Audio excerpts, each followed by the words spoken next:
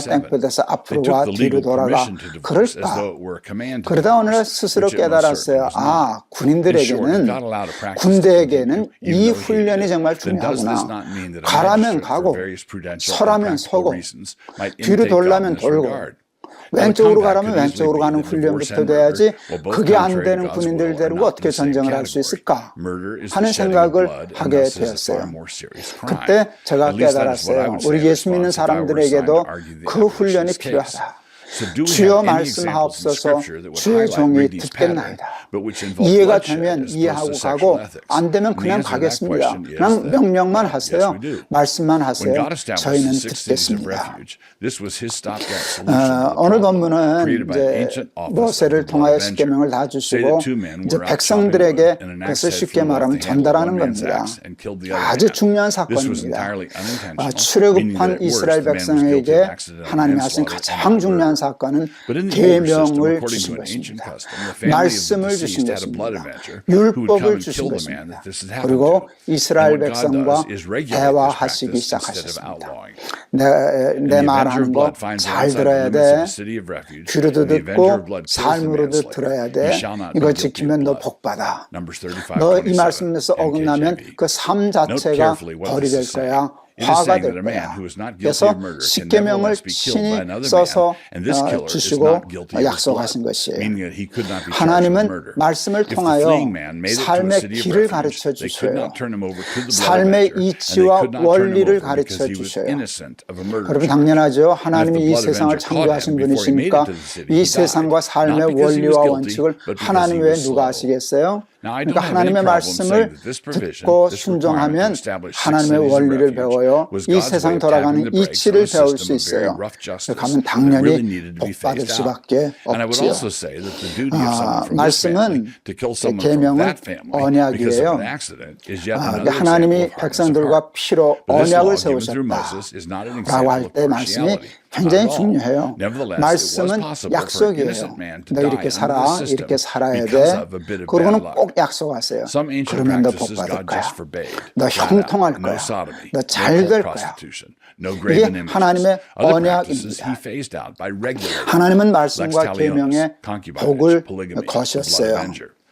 여러분 복받기를 원하신다면 우리가 복받기를 원해야죠. 여호와께서 집을 세우지 아니하시면 세우는 자의 수고가 헛되고 여호와께서 성을 지켜주지 아니하시면 파수꾼의 경성함이 허사로다. 여러분 하나님의 축복 없이 우리가 산다는 건 교만한 거예요. 너무 신앙이 기복주의적으로 이렇게 해서 미신화되는 것은 전 경계해야 되지만 그것을 경계한답시고 너무 교만해져 가지고 하나님의 복 자체를 무시하고 그것을 무조건 기복주의라고 내모는 것은 여러분 더 나쁜 일이라고 할 수 있지 않을까요? 하나님의 복, 하나님이 약속하신 축복 이거 우리가 욕심내고 살아야 되는데 하나님의 모든 복은 그냥 말씀에 걸려 있어요. 말씀 없이 기도만 열심히 한다고 말씀 없이 연보만 많이 한다고 그런 미신적인 종교가 아닙니다. 요즘 우리 신앙생활을 이 말씀에 비춰서 한번 돌이켜볼 필요가 있어요. 예수를 잘 믿는다, 신앙생활을 잘한다는 뜻이 하나님의 말씀을 잘 듣는다에서 벗어나기 시작한 것 같아요. 그냥 교회 봉사 열심히 하는 거, 교회 출석 열심히 하는 거, 그거를 그냥 신앙생활 잘하는 것으로 동질화하지 않는가. 그러다가 점점 교회에 예수 믿는 참 재미가 아닌 그 세상적인 재미에 맞들이기 시작하죠.